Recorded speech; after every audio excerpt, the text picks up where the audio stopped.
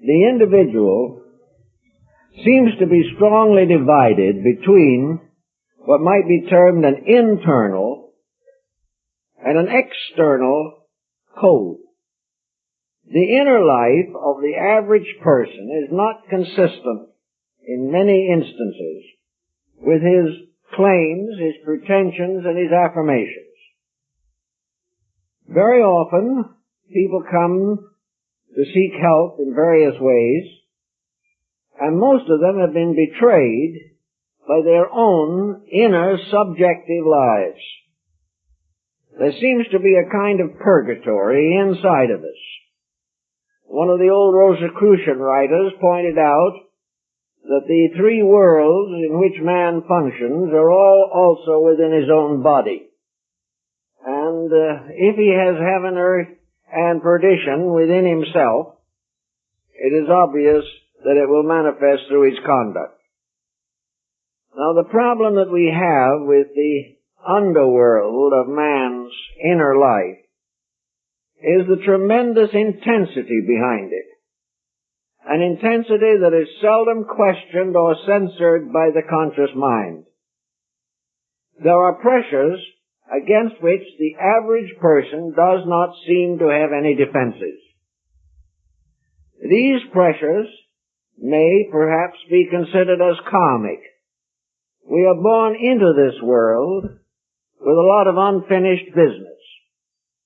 And in most cases, we are here to pay debts, to correct mistakes, to outgrow restrictions and limitations of character. But in many instances, the mistakes are not corrected. We continue to live with them. We continue to be dominated and influenced by them. And until we are able to control the inner part of our own lives, the outer part will not function very smoothly. We will have troubles all the way along. An example of this, for instance, we can find in the educational world. The average person is considerably influenced by education. If he has received an unusually complete education, he is supposed to end as a civilized human being. But this does not seem to be guaranteed. Instead of being civilized, he is simply better trained in how to use his own selfishness and how to advance his own causes at the expense of common good. His education has not made him a basically honorable person. It has made him skillful but not good. It has made him educated but not wise. And it has left him open to most of the misfortunes of the flesh through which he will gradually pass. Now, how does it happen that 10 or 15 years of schooling do not actually change the internal integration of the person? How does it happen that we can advance so many secondary causes in our careers, but not touch the basic cause of our own existence? Also, I think we have to take into consideration that most persons, regardless of their various attainments, are governed by certain atavistic pressures that have come down to them from the remote past. The flesh has within itself its own limitations.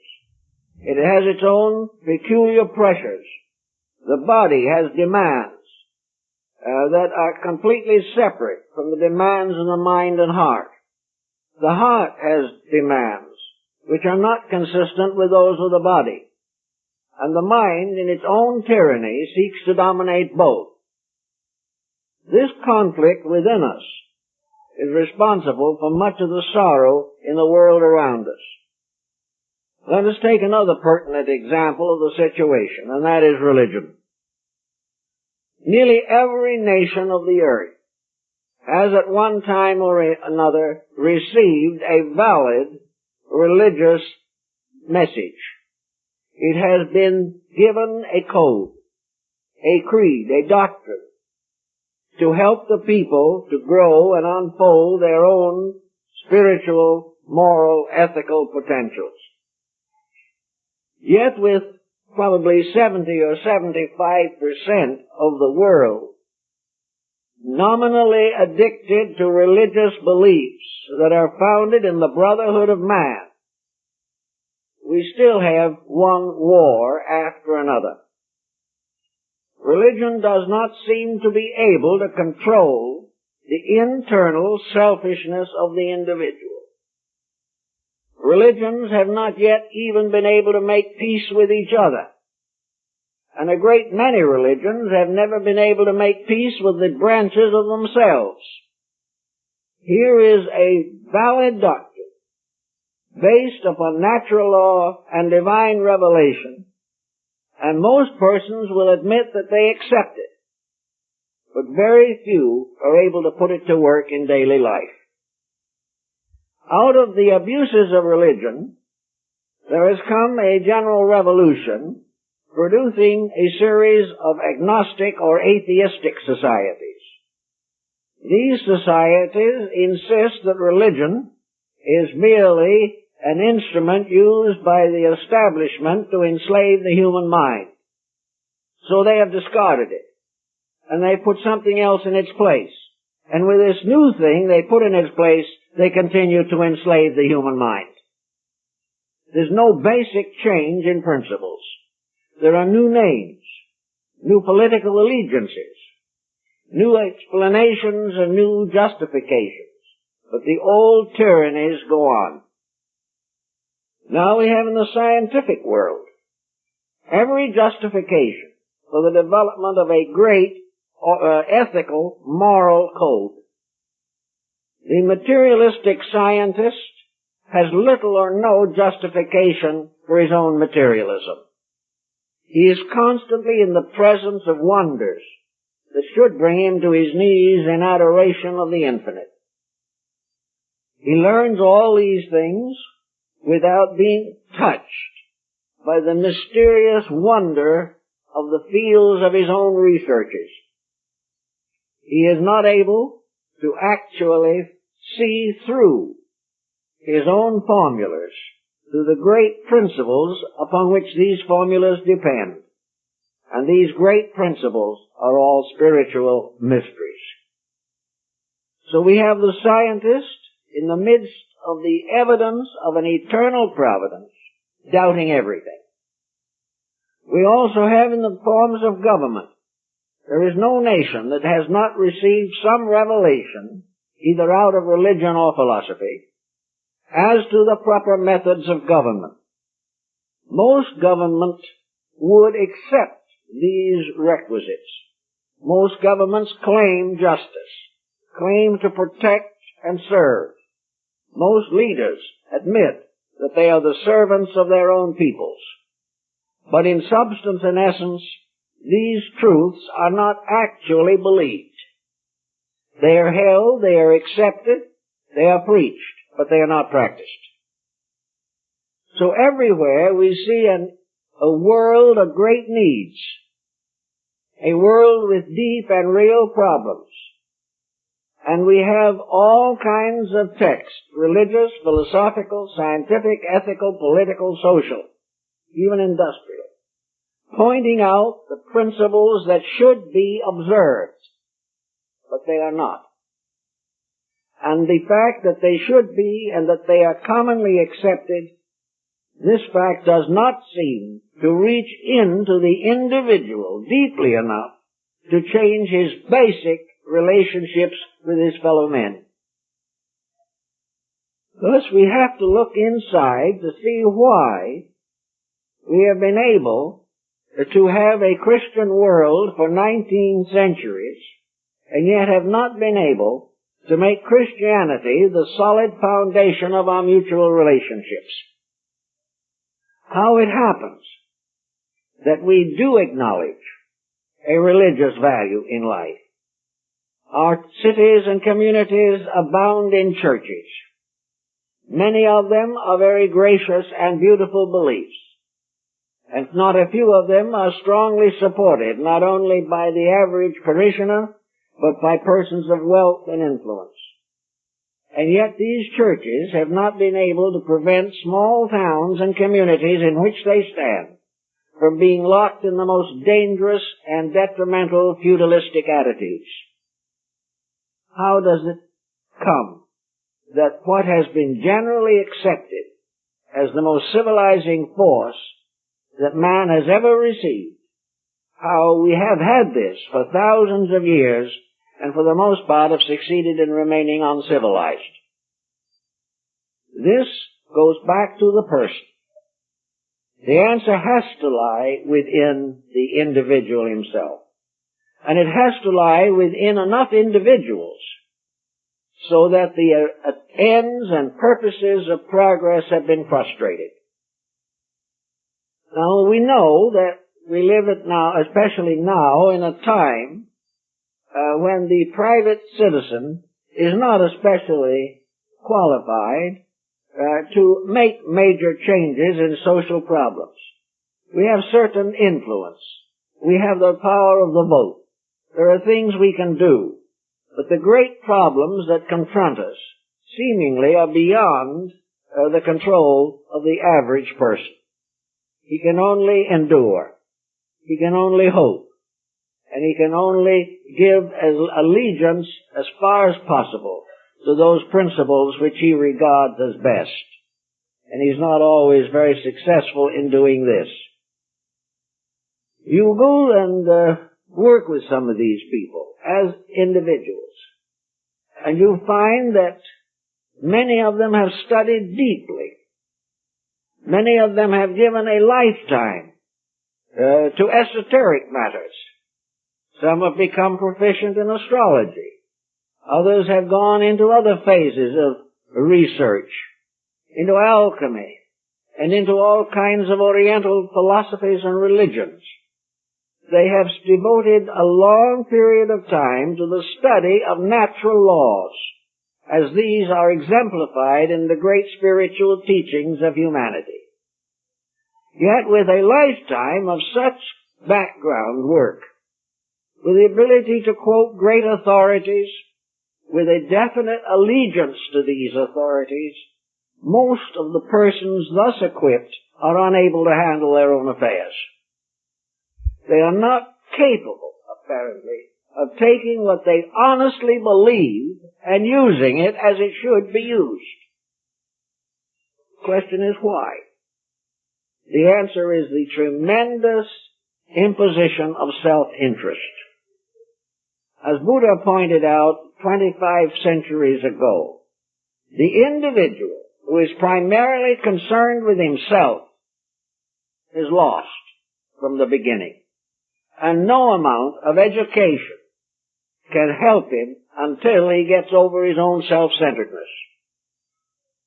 Self-centeredness seems to cause the individual to cheerfully contradict his own ethics if it seems that it will produce some personal advantage for himself. Now, wherever compromise of this kind exists, its folly is based in the area in which the compromise occurs. Nearly all compromise is for the purpose of improving immediate material situations. In other words, compromise is the compromising of spiritual truths to advance material ambitions. The individual is sacrificing that which is the most valuable part of himself for the proverbial bowl of pottage.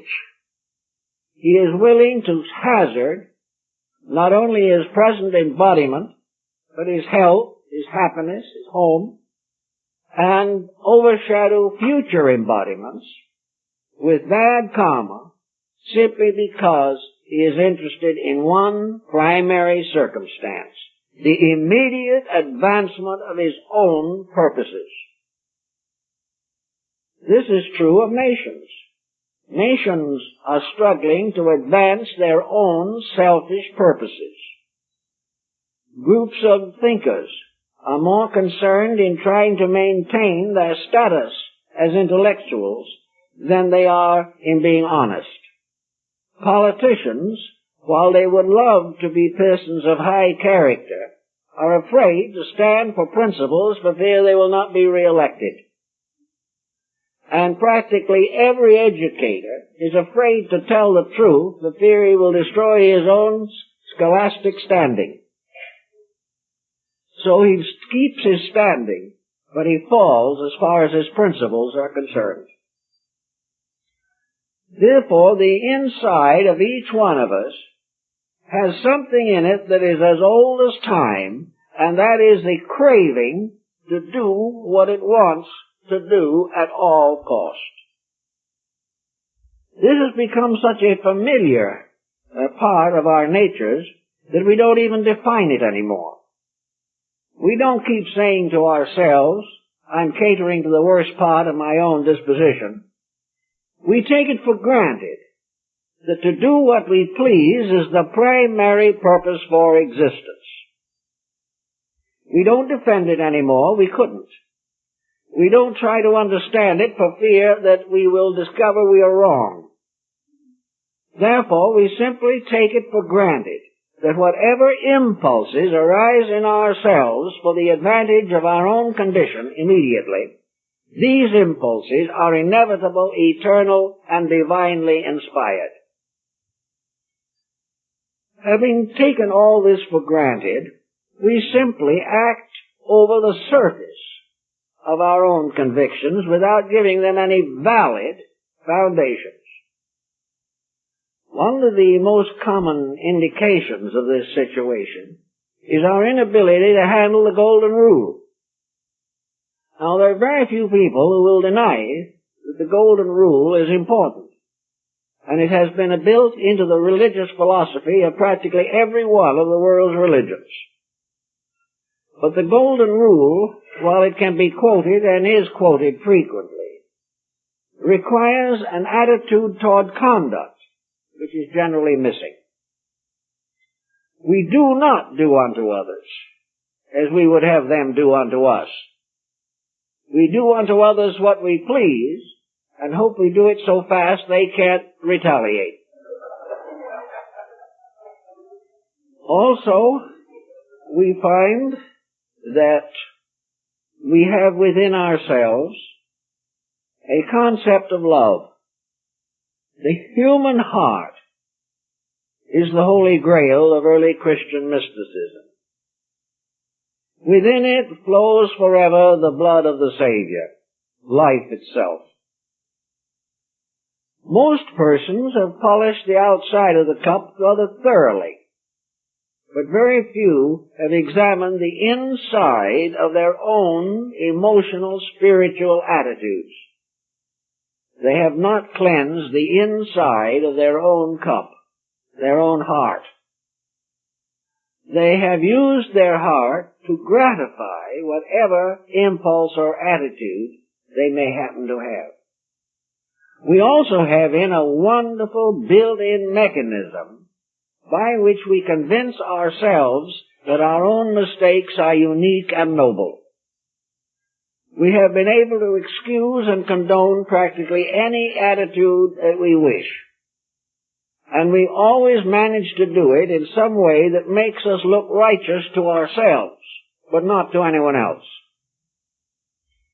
So we find so often that the real problem that we all face is the inability to orient ourselves in a proper definition of universal life. Now, the mystics have done probably the best of most of those who have tried. They have sought to find an internal experience of God. And wherever this experience has been legitimately found, it has been accompanied by humility, self-sacrifice, voluntary poverty, and the gradual reluctance to take part in any of the destructive patterns of human conduct. The mystic has tried to make the eternal superior to the temporal. He has thought in terms of his eternal existence rather than in the 80 years and 10 we hear about here.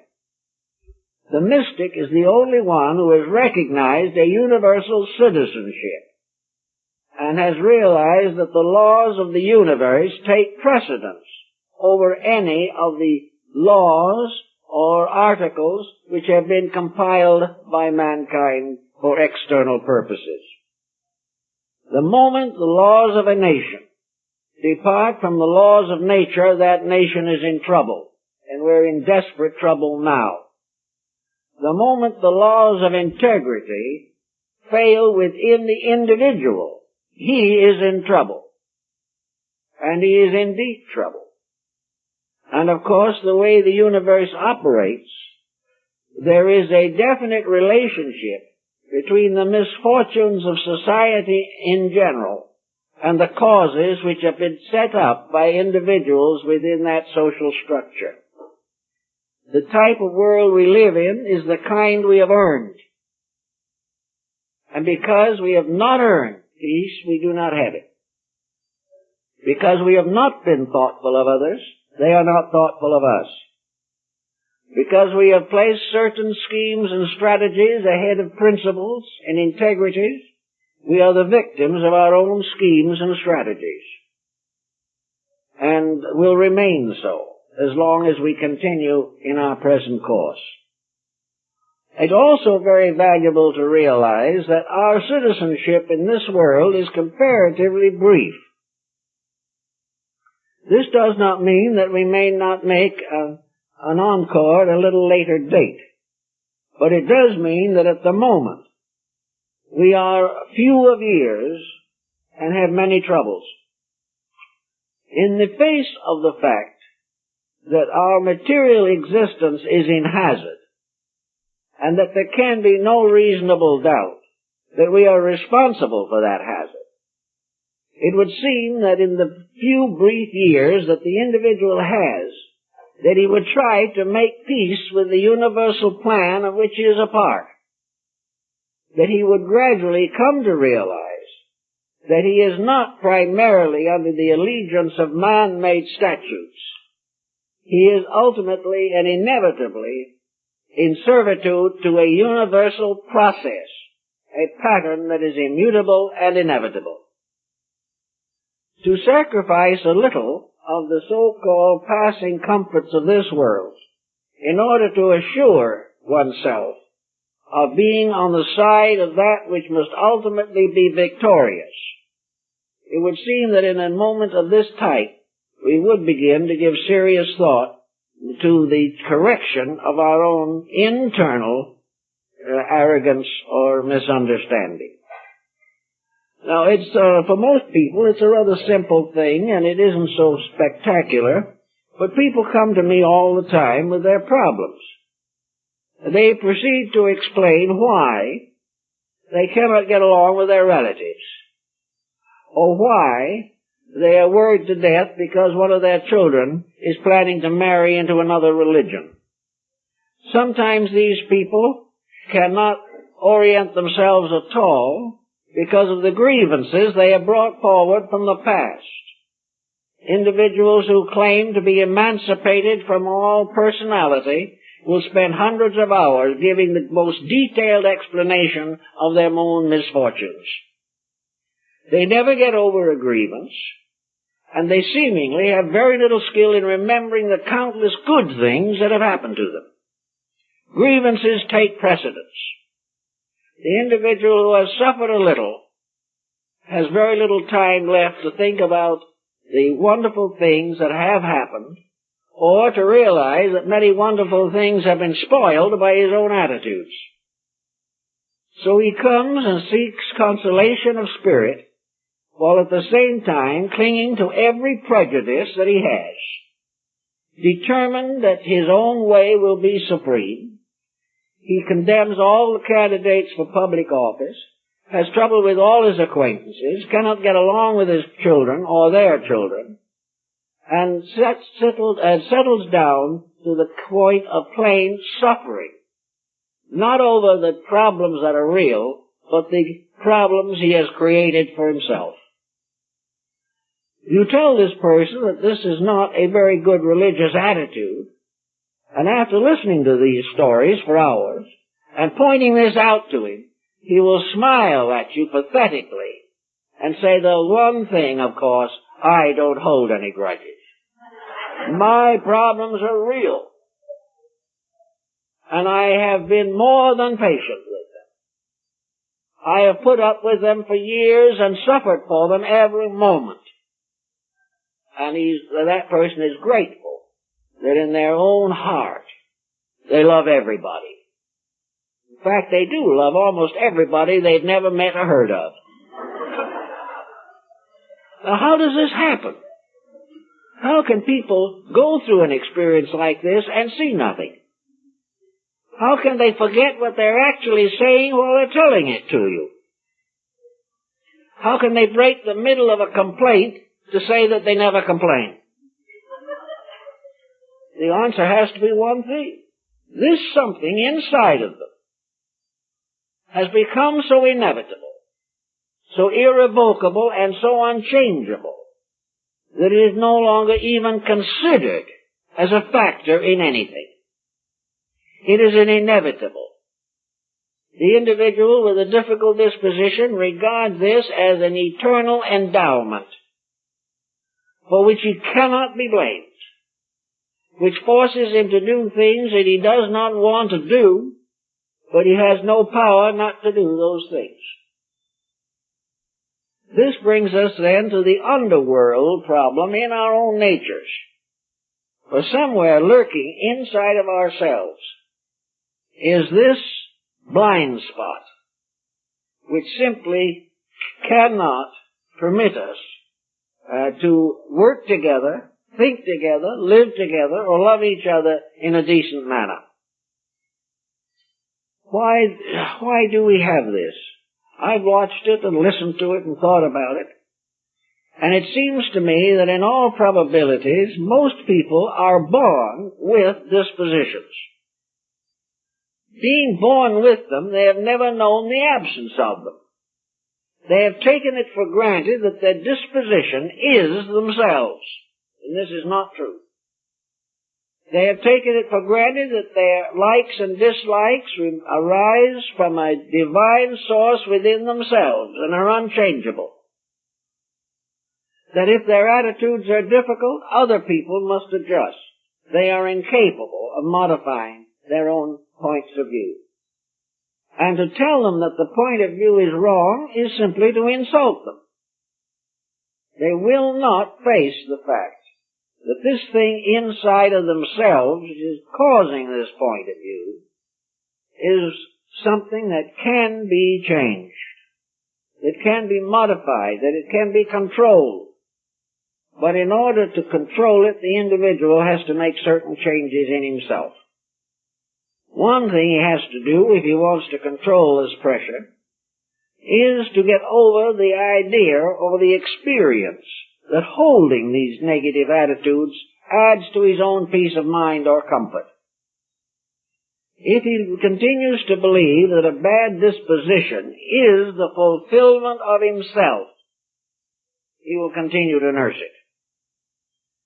As long as he is able to gain some kind of satisfaction from being difficult, he will have very little incentive to change his ways.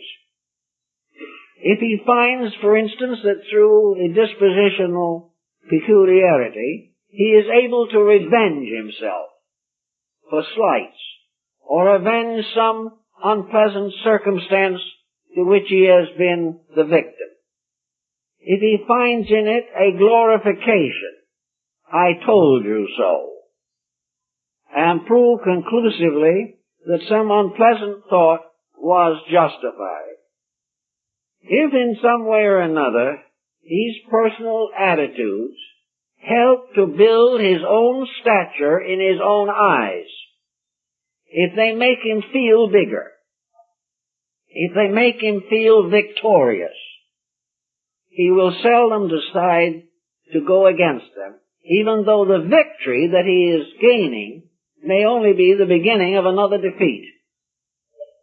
He just will do everything he can to defend himself. This is because his own mind is a kind of prejudiced lawyer that is going to desperately defend him even when the lawyer himself knows that the culprit is wrong. This must cause someone or many people, especially now when the worldwide situation is so obvious, to think a minute about what these principles and problems really relate to. I think Buddhism made a very good statement of the whole thing, and it borrowed it, of course, from Hinduism. And that is the line of the Bhagavad Gita: the mind is the slayer of the real. Our problem lies in that neat little package that we call the think tank. It belongs to the mental integration. The mind is not always right. The mind is usually wrong if it is allowed to dominate. If you say to the mind, do what you want, you'll have a tyrant on your hands. If you say to yourself, I will defend the mind, right or wrong, the tyrant will grow stronger.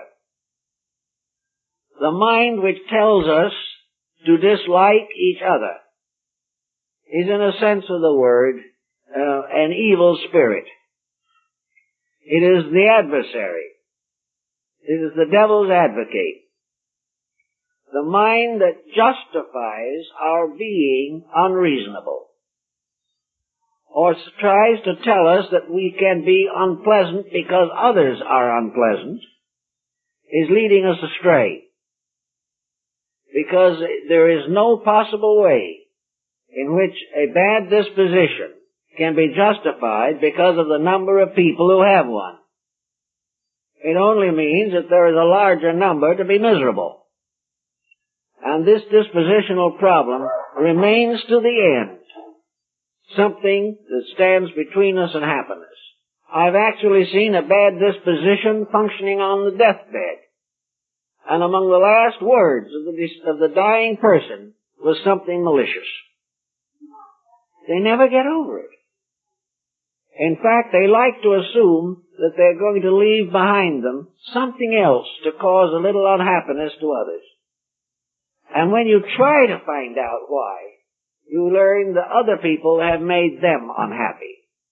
So it must be passed on as a heritage to burden humanity for the rest of its existence. If we can get away from the idea that the mind is infallible, and also if we can get away from the pressure which the mind immediately sets up, before the other person has finished a sentence, our mind has worked up a way of refuting it. We can hardly wait to tell the other person he's wrong.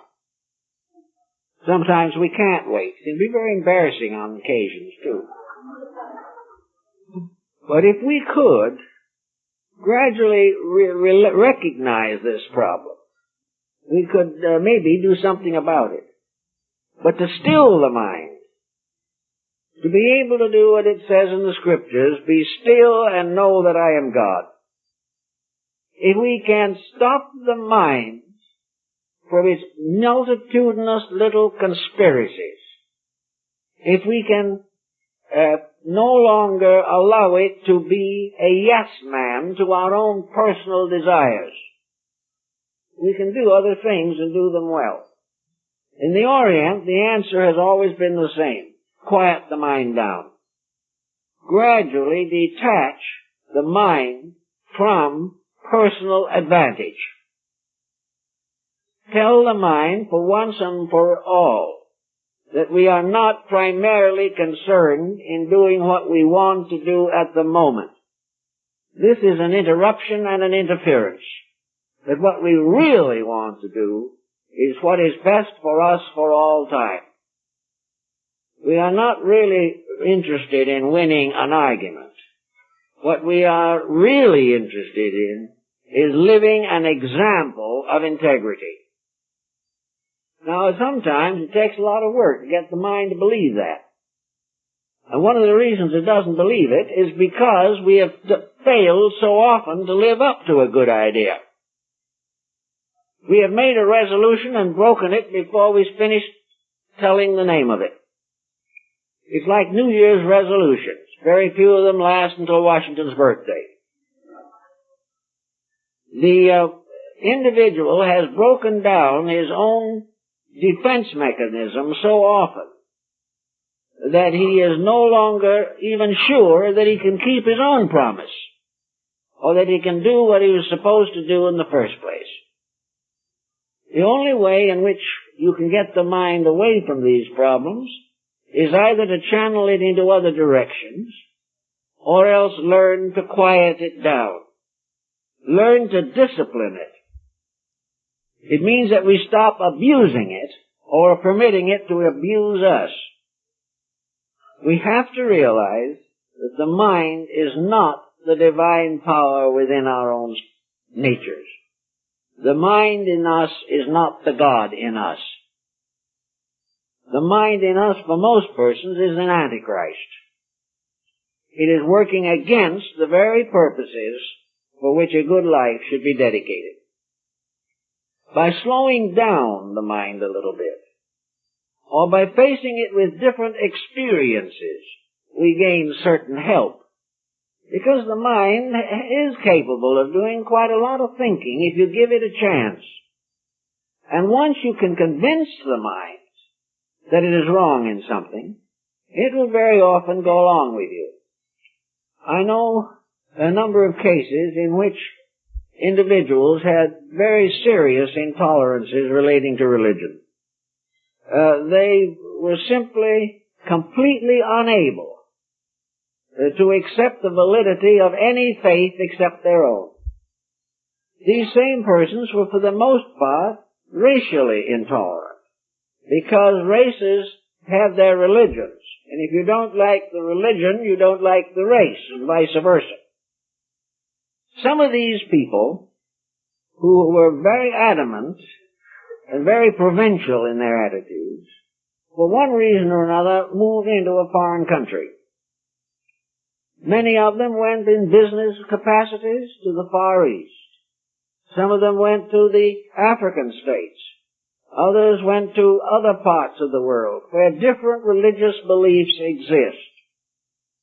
It was a great experience for these people to suddenly find that they were strangers. That instead of being in control of the situation, they were isolated individuals, rather picturesque to the natives, who viewed them with the same wonder that they had been viewing the natives in turn. After a while, however, many of these people began to respect the beliefs that they had formerly completely rejected. They found that in these other countries there were sincere people, that they had beautiful thoughts, that they were raising their children well, that they had reasonable governments, that they had good educational systems, a great love of art and music and literature and all kinds of pleasant things. And many times these prejudices were very definitely corrected. But this was by direct exposure to a fact.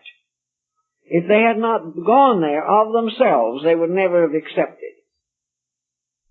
This also carried with it the possibility of changing the minds by exploring and investigating those areas in which you hold prejudice. There's a very cute story of an old English theologian who loved to write sermons and give them with great passion against astrology. Well, of course, in that day, as in now, the astrologers were a kind of minority group that were not flourishing too well. But finally, he ran out of information. He couldn't figure out anything more to say to deride the subject. So it occurred to him that the only possible answer was to make a few acquaintances among the astrologers themselves, so that he could find out new weapons against them. So he went and cultivated several astrologers for a short time, and then came back and never discussed the subject again. He admitted that the more he knew about it, the more he realized his own prejudices and opinions. So often, by mingling with something against which you have a prejudice, you will make an important discovery. But only if you will use every possible internal resource to prevent the prejudice from anticipating the changes and leaving you without a clear mind to do your own thinking. Another possibility in this type of thing is simply to reduce the areas of unfair prejudices through a little philosophy. Now, philosophy has a place in religion. Some people think it's a separate subject, but it really isn't. Philosophy is a kind of way of bringing yourself into harmony with facts, or helping you to understand or evaluate the situations that arise in your personal thinking. So a little philosophy can be very valuable, and it can help you to recover from this feeling of the immense urgency of having your own way. Philosophy can begin to tell you that most of the situations in which you are unpleasant or unkind have very little substance in themselves. You are very anxious to get ahead. You are going to sacrifice friendship, family, integrity, and everything in terms of wealth. And about that time, you read in the paper about the individual who got his first million and the next day had a coronary. Thinking this over, you can do a little philosophizing. Are the things you are reaching for worth the danger that they bring into your own life? Now, one of the common things that brings danger into our own lives is not necessarily an inveterate ambition. It is an inveterate irritability. Many people simply born in the objective case. They never are able to agree with anything. They find fault with everything. They criticize and condemn whether they know anything about the subject or not. The person who is too critical loses his friends.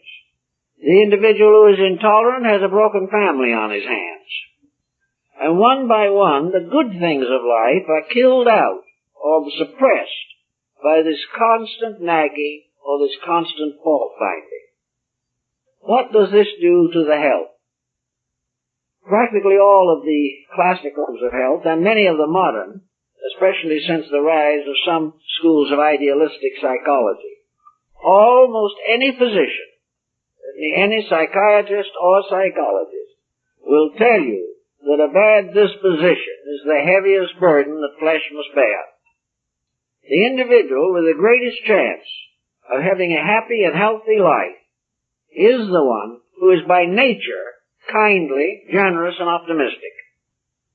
This doesn't mean that the kindly person cannot suffer occasionally or will not have moments of difficulty. But it does mean that if the grand pattern of life is friendly, health will be better. There is less likelihood of high blood pressure. The functions of digestion will not be so interfered with.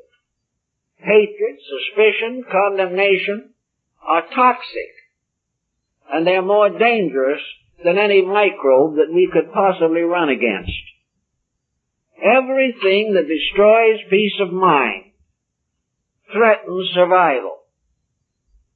And too many people have suffered from lack of this type of personal integration, which overcomes this type of problem. Now, you will find, and I realize that the mind might bring this up as a strong defense, that you will find people of very advanced years who have nasty dispositions. It's not necessarily limited to the young, nor does the disposition always cause the person who has it to drop dead. What it does do, however, usually is make the individual who has it wish he could drop dead.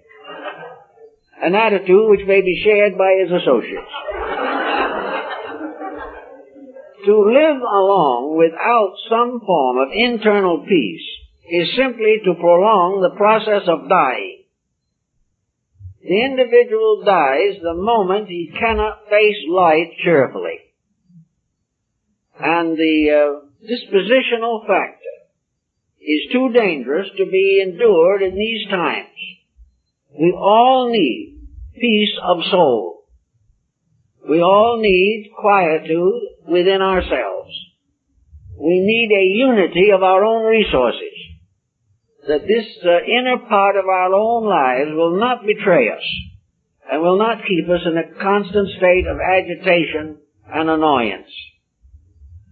Actually, the Oriental discipline of Zen has been a great help to many people, although it's perfectly possible to practice this type of thought with any religion. In fact, every religion is basically founded upon it, because every religion is founded upon the dignity of peace. And wherever peace is violated, the true spirit of faith is lost. So to try to work out these problems, you have to a measure at least, reduce the temptation to annoyance. Now, I've talked to people about this, and they say frequently that they'd love to do that if the other person would stop annoying them. It always moves to the other person. But no one person can be annoyed completely by themselves. There's an old Zen koan about that, and in which it says something about the master telling the disciple, "Now clap your hands together." The young man did so. After a few moments, the old master says, "Now clap one hand." And the youth didn't know what to do about it.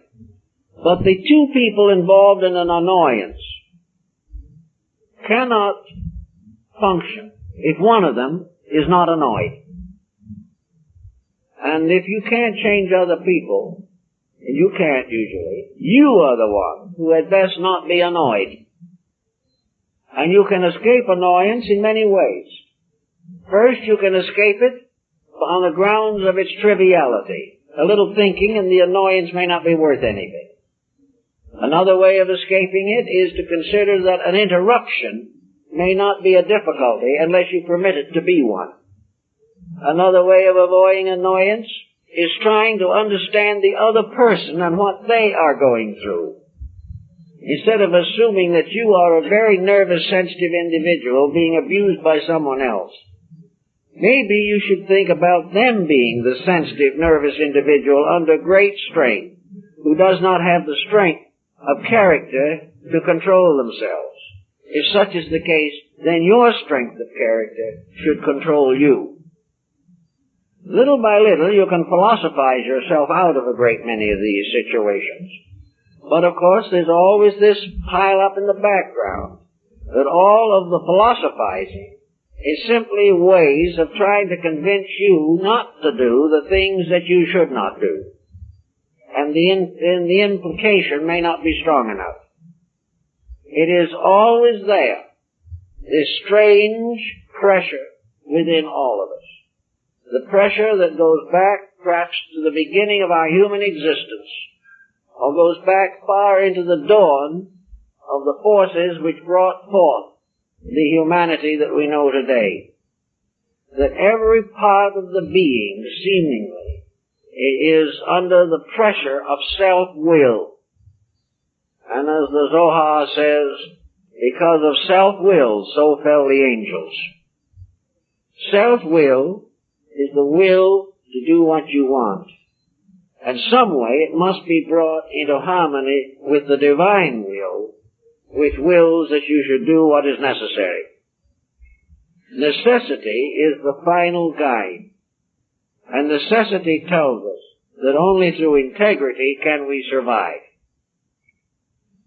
If you have some of these little problems that are annoying you, you can start in by settling quietly down somewhere once in a while and try to think through one of these problems.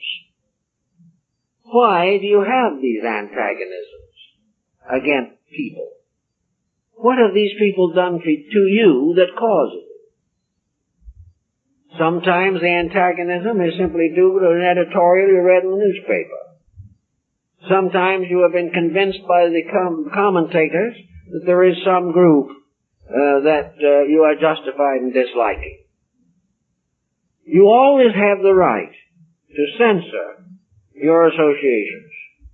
If there's something you do not believe in, You do not have to say that it is right. Nor do you have to follow a certain Pollyannaish idea of trying to see good where it isn't. This is not required. The thing that is required is that if you cannot support it, leave it alone. If you do not understand it, put it to one side until you do. Do not agree with anything that is wrong, but do not allow yourself to become emotionally involved in prejudice, criticism, and condemnation. It is one thing to quietly say, this I cannot accept. I cannot accept it because, and then give yourself a good reason. This is perfectly right. But when you dramatize it, get yourself all worked up over it, try your best to force other people to join you in the attitude, and also, when it comes to exact discussion, find you cannot support your own position, then it is best to relax and save your energy. I heard quite an argument not too long ago about two very opinionated people. And it reached the shouting standpoint. Of course, in our culture, you don't go beyond shouting unless you have strong political feelings. But in this case, the argument suddenly stopped in the moment, in the middle of something, and one said to the other, "Prove it." Where did you get this idea? What does it come from? Prove it. The other person couldn't prove it. They were 2 hours of argument far away from proof. It might have started with a small bit of evidence, but by the time the question came along, the evidence was forgotten. It was pressure, force, the inevitable belief that if someone makes a statement, we must object. So when you are in problems with some of these problems, prove them to yourself. Before you dislike someone, sit down and make sure you have some kind of proof, and that this proof justifies your attitude, and why this proof would prevent you from finally understanding this other person and seeing if you cannot remedy the error that exists. For in many instances, it's your own prejudice only that is causing the fault. All these little tricks you can use on yourself to try to lower this tremendous determination to do exactly as you please. It is almost always proof that whatever you believe is not as strong as your attitude. A religion is not an attitude. Religion is not a creed. You can join any religion in the world and accept its creed and do nothing about it. A religion is a way of life in harmony with divine principles. What a person claims religiously may mean nothing. Nominal membership in a religious organization which says salvation is to be attained only by joining that group has very little substance to it. It might help somebody for a moment, but it is one of those things that has to be ultimately outgrown. The actual practice of religion is the practice of the presence of God in conduct all the time. It is the realization that every thought that we have is either enlightened or benighted. And that if it is neither enlightened nor benighted, it probably isn't much value and can be forgotten. This attitude of religion is to be determined solely by the fact that religion binds up wounds. When it creates them, it is no longer religion regardless of what it is called. We have had thousands of years of religious wars. We are threatened with more. We find individuals believing in the brotherhood of humanity can't get along with their neighbors. All of these people claim some kind of religion, or ethics, or morality, or integrity. But they cannot demonstrate it in daily conduct. And any religion which enables us to keep right on disliking everything we disliked before, criticizing everyone we criticized before, and continuing the pressured efforts to achieve our own selfish ends, while these things are present, whatever religion we believe is shortchanged badly. It's a matter of putting it to work. Now, putting it to work is not as difficult as it might seem to be. And I've known a number of instances in which putting it to work solved the problem. It's very important to a prejudice that it never confronts a fact. The moment the fact moves in, the prejudice is in trouble.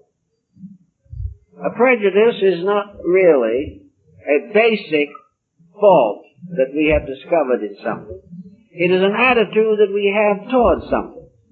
Now, if another person or situations are so morally or ethically delinquent that we cannot accept them or cannot reconcile with them, then the only answer that we have in most cases is to leave the solution to the law. The power of heaven will take care of it. The Chinese knew this long ago. Leave the impossible person to heaven.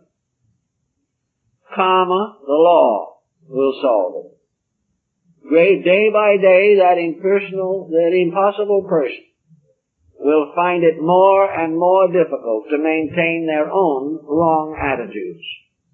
We cannot change other people. We can try. Sometimes we can help a little.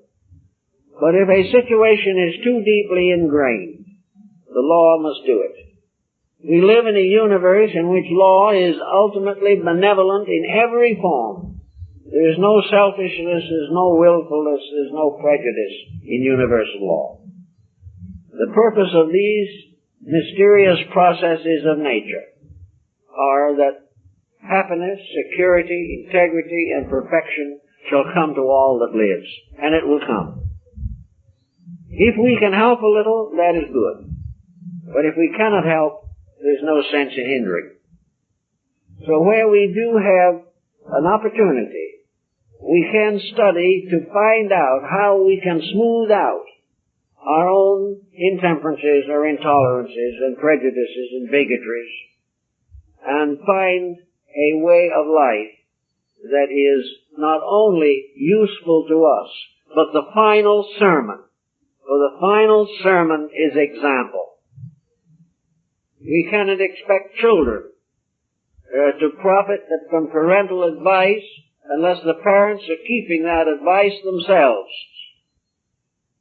We cannot expect to be respected by our associates if we do not keep the principles we claim. We cannot help people in trouble unless we have demonstrated simply and clearly that we have passed through such troubles and have come through with a better and deeper insight. The end of all difficulty is to strengthen insight, to give us greater foundations, greater securities, greater bases for personal integrity. We can, therefore, set a good example. And if we are able to follow the Golden Rule, if we are able to follow the Sermon on the Mount, or its equivalent in other religions, we can then be at peace with those who would despitefully use us. We can return good for evil. But most people just can't quite get around to that. When they're hurt, they want to hurt someone else. When they feel they're unjustly treated, they must turn around and do an unjust deed in retaliation. This is not right. If you are mistreated, then the problem is to settle down quietly and find out what the facts are. It might be a common mistake. It might be something that has no foundation in depth whatever. But whatever it is, find out how you can face it with justice, but also with complete mercy. The quality of mercy is not strained. And in all things, justice and mercy go together. We can judge other people, but if we judge them without mercy, we are simply endangering our own blood pressure. It is very important for us to try to justify the minor mistakes of other people. When you find someone as a little unpleasant or a little uncertain in disposition at a certain moment, try to instantly and inevitably wonder what problem they are facing. Instead of taking the attitude that they're unpleasant, try to understand how perhaps you could do something to help them. Try always to keep a constructive point of view. If you can do this, you will gradually recondition your own ambitions. The greatest important fusion of good feeling that we have is a marvelous ability to transform ambition into aspiration. Ambition is the personality struggling for its dignities. Aspiration is the soul seeking truth. And this search for reality is finally the great journey of life. It's nice to have an adventurous career. We are none of us too fond of monotony. It is wonderful to have something to look forward to, something to build toward, something that will give us deeper satisfaction than we have ever known before. And in all cases, this is tied to aspiration. Aspiration is the impulse to become better, to become more like truth, to allow more of truth to move through ourselves. Aspiration is a continuous unfolding of becoming. It has nothing to do with the gradual accumulation of possession. It does not follow that aspiration must be poverty-stricken, but aspiration must be so dedicated that whatever it possesses is properly used. Ambition does not guide usage. Ambition does not protect the individual from the misuse of his own success. Aspiration does. Aspiration makes it possible for the individual to succeed harmlessly. For it does not make any difference in this world how much truth or insight we are able to gather. No one else is deprived of anything. No one else is cheated. And by our nature, we will never use constructive insight to exploit or endanger any other living creature. Aspiration protects us from selfishness. It protects us from the tyranny of ambition. It protects us from egotism. And it also opens the way to the final reconciliation of all religion. It makes it possible for the individual to see in all faiths paths leading to the final objective, which is the transmutation of the inner life. It is assumed that that which becomes like truth will participate in truth. That which becomes like soul will become soul. And that which is like God will ultimately become one with God. Anything that leads away from these basic achievements is not good. Now, we cannot expect anyone to change completely all at once. It'll take time to gain some of these insights that we need. But the beginning is to convince ourselves that we need to change. That there are processes going on inside of ourselves that are not worthy of us. That we are allowing ourselves to fall victim to an inferior part of our own composite constitution. And that this inferior part is centered in self-will, selfishness, arrogance, ambition, and greed. But all of these are unreasonable. As Buddha points out, these together are the causes of suffering. While they continue, there can be no end to suffering. The individual who is greedy never has enough. The individual who is ambitious sacrifices too much and still never fulfills his own ambitions.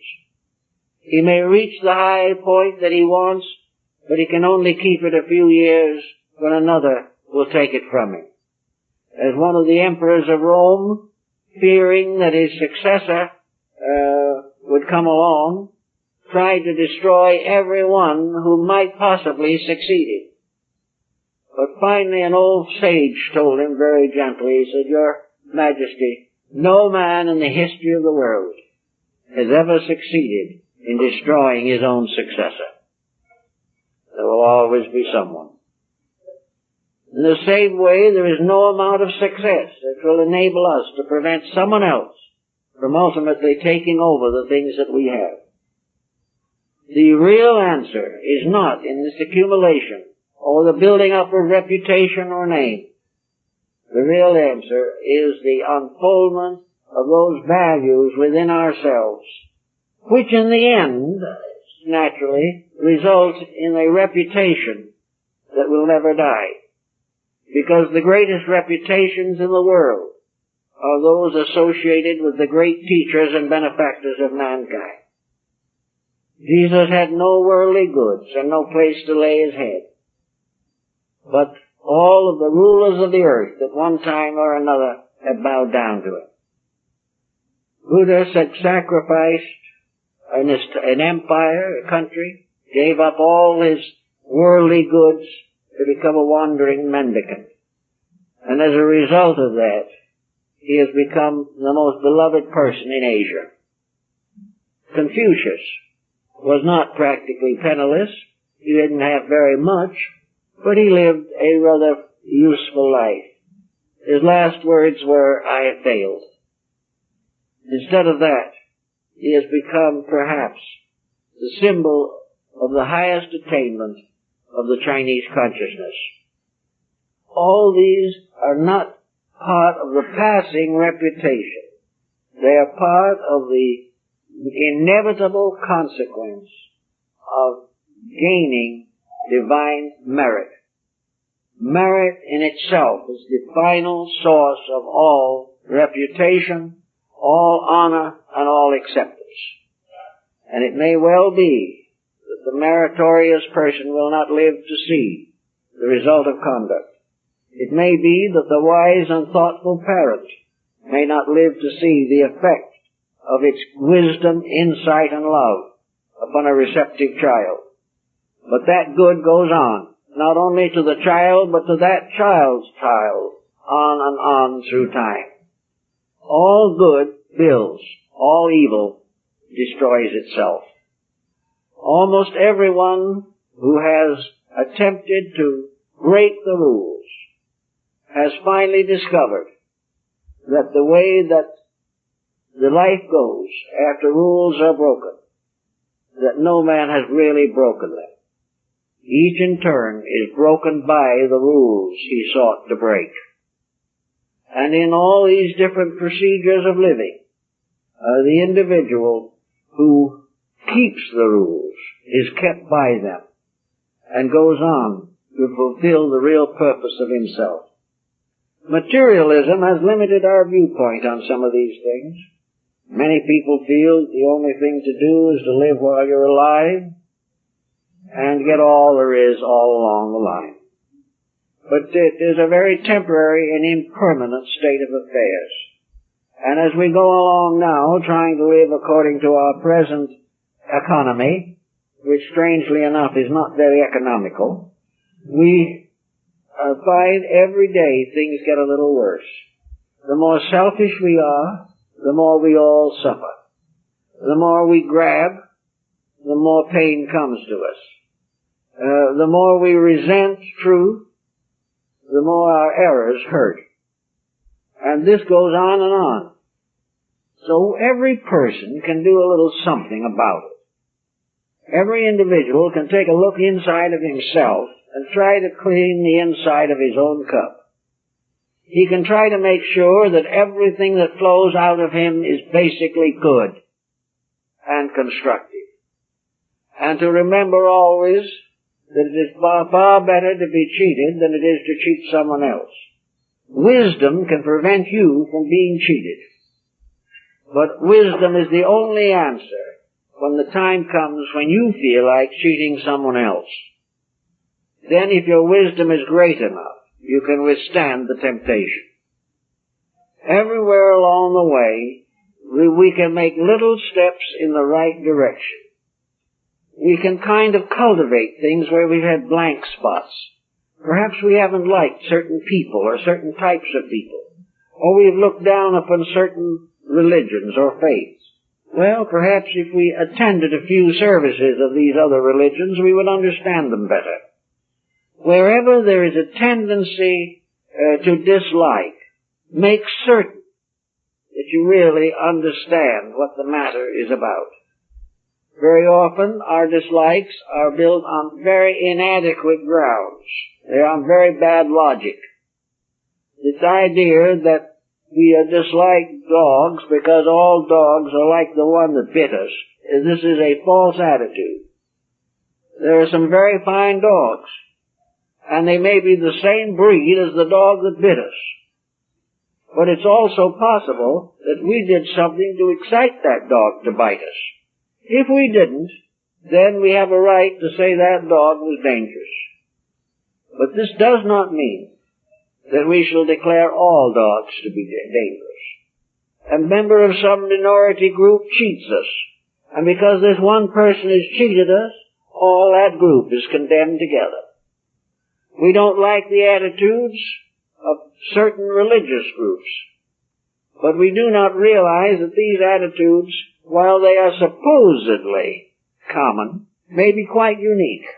For in most cases, believe it or not, other religions are made up of people very much like ourselves. And all the various faults that we find in some faiths are not any deeper or more insistent than the faults in our own, which we have overlooked for ages. So everywhere work for reconciliation. And you will find that in this reconciliation, you will have fewer headaches and many fewer heartaches. You will have much better relationships with life. And you will have freedom from all of this wasted time and energy. Actually, mental pressure has as one very definite aspect, nervous tension. The individual gets nervous and excited and irritated and starts shouting and screaming about something when they're just nervous. And this nervousness is often associated with some small unpleasantness that isn't worth being nervous about. The individual, I've had many of them tell me that they do not know why they got nervous about it.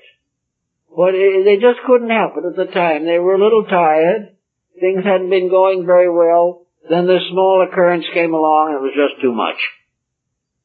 If we quiet down our own inner lives, these kind of emergencies never happen at all. The most natural and easy way to complete any job is, in a sense, to allow it to complete itself. If we will just be quiet and let things move according to their own natures, we will save a tremendous amount of tension. Because the moment we get out of the way of a problem, that problem may solve better than when we stand between it and solution. So in every case where possible, where problems get a little tense or stressed, just quiet down. Pick up a book, read a couple of inspirational pages. Turn on a little good music. If you turn on the wrong music, your nervousness will go into a further depression.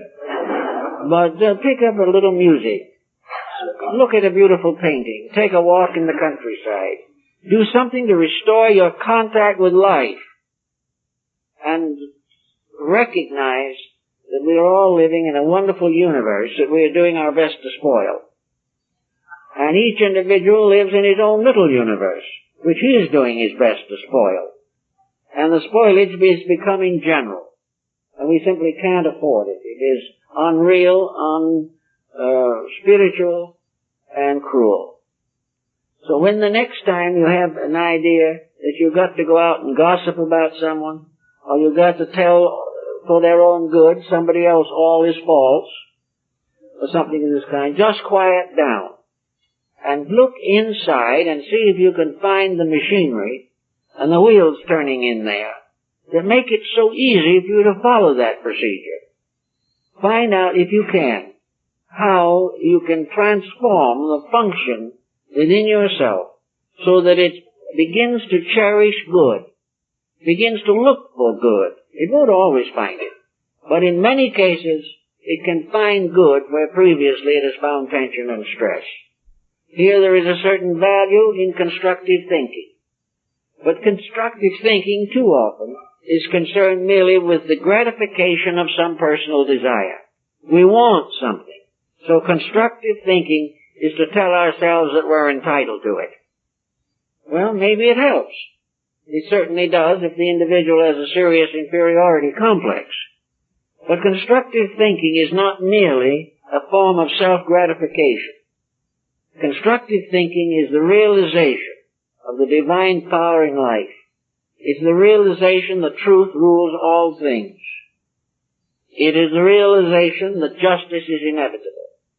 And it is also realization that the greatest instrument for the achievement of the good we search for is to learn quietly, gently, and lovingly to love one another, to do those things which are kind and helpful. If we can sell ourselves this inside, we will find that our outer lives will be much more constructive, useful, and happy. And as we approach a symbol of resurrection in the Easter Sunday that is to come, let us see if we can't restore something of the divine purpose in ourselves, so that into this cup of our hearts can flow the blood of salvation, that we can become instruments for the dissemination of reality, rather than to permit ourselves to be nagging little creatures. We have simply not claimed our birthright, because we were born to do good. And as soon as we really realize that and start living accordingly, there will be a lot more good in this world. Well, I guess that's all there is. But I'd like to make a special announcement at this time. On Good Friday, April 4th at 9:30 a.m., the library is going to present one of my tape lectures. We're going to play a tape that was made some time ago on the subject of Zen and the harassed housewife. Now that has, it seems to me, a kind of message that ought to be good for a major symposium of some kind. At 7:30 p.m. on Good Friday, there will be a showing here of two films.